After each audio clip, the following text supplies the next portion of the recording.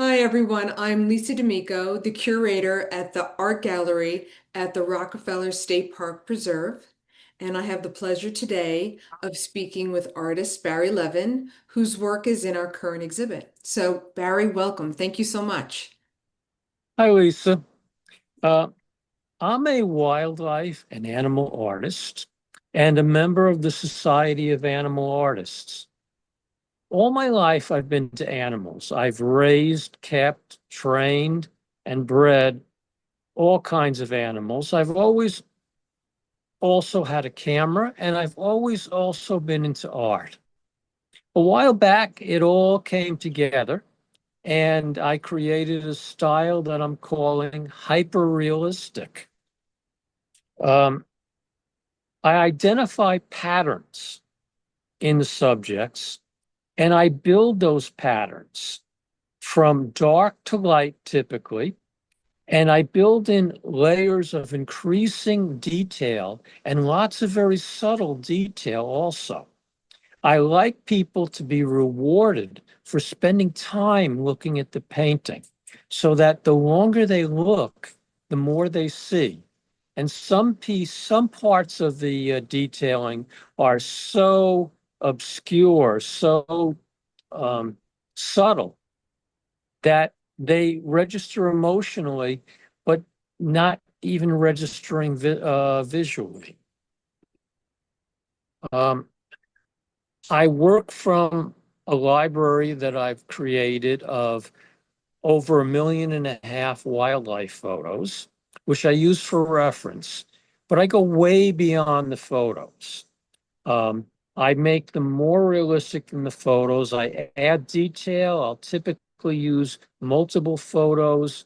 I'll enhance, I'll simplify, I'll, you know, add missing parts and so on to produce something that goes way beyond what I've started with. Um, Let me ask you a question. So, yes, there are two pieces in the exhibit that I have a strong affection for, and those are the sesame and cappuccino. You were able to focus in on a very small area of the animal, the eye, and those two paintings for me, just within that one eye, tells a story. Can you tell me something about those sure. things and This how is you actually, although I painted them a while back, this is the first time they've been exhibited. Sesame and Cappuccino are dwarf donkeys, um, and they live in Connecticut. And they're still around. I see them every once in a while when I drive by them. I was fascinated by the eyes. I loved the reflection of the light. I loved the shadows. I loved the hair detail, the way the hair contours to the shape of the face. Also in the eye, you'll see reflections of the elements around them. You'll see you'll see my reflection in one of them. You'll see a reflection of the other donkey in one of the paintings. And so I didn't want to do the whole donkey. I wanted to do a piece of the donkey um, and let people see what I saw in those eyes. They are spectacular, those two pieces. And Thank you. they are really unusual and unique. And your fine detail, especially of the hairs and the eyelashes, it's remarkable. Well, I enjoy doing that. I pay very careful attention to anatomy and and I like to add detail upon detail. You'll notice that in the eye, you actually see the shadows of the eyelashes. So that was what I was going for in that particular pair of paintings. Beautiful. I also did for this show a pair of trumpeter swans. Now, what most people see around here are mute swans, which are an introduced species. But the trumpeter swan is the original large white swan. It's the world's largest swan species. It is the largest waterfowl in North America.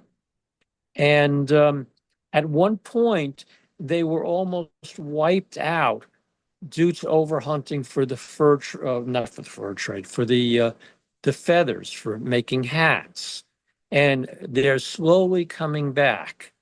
Um, so they were a great subject, and as always, when I do a bird on water, the detail of the water is important to me, and it wraps around the edges of the canvas also.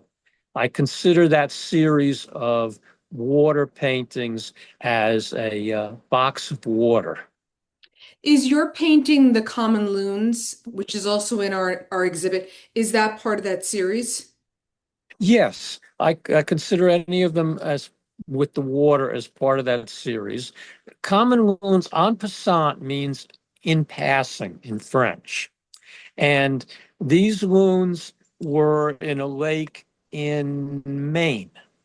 And they are found around here. They nest in lakes, and they're a very interesting bird. They're big and heavy and experts at diving. They can dive 250 feet deep. What they're not good at is walking.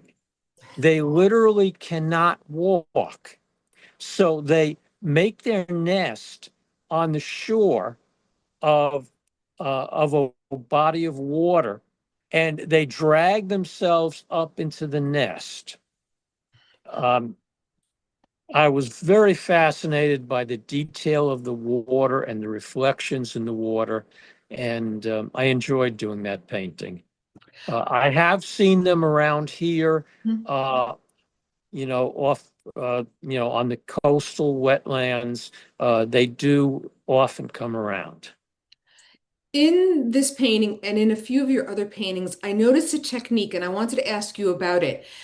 In some areas, especially the beak and the eyes, you're giving it a higher gloss to it. Now, is that a resin or is that a varnish? I call that my varnish effect. What I do with those details is, and please, if you try this, be very careful. You practice on something you can ruin, because you will make mistakes and you will ruin paintings until you get very familiar with it. I build up many, many, many layers of multiple varnishes, and I position the canvas in a way that gravity creates the shapes I want. You'll also find that the um, the varnish will tend to jump from one area to another.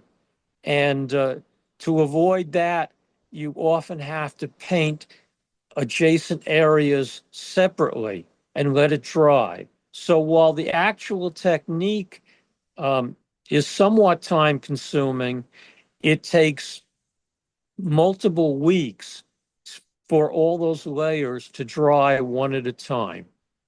The effect is beautiful and it Thank you. enhances your work. It really gives it another dimension of interest. I like doing that. I consider it like a low relief sculpture. I can see that. Yeah, Yeah. some of my other paintings that are not in the show, I have some snakes where each scale is built up in that manner. But that's another story. Now, before we go, is there anything else you'd like to share? Um, well, I suggest for people, if they want to know more about me or more about my work, or even see step by step how I do my paintings, check out my website at www.animalsbybarry.com. If you click on anything on the home page, it'll show you a gallery of that category. If you click on a painting, it'll show you a description. And if you go to the evolution page, I show you step by step how I've done several of my paintings. Barry, thank you so much. I thank you for allowing me to be part of the show, and I thank all the viewers for listening to me and seeing my work, and hope everybody here has a wonderful day.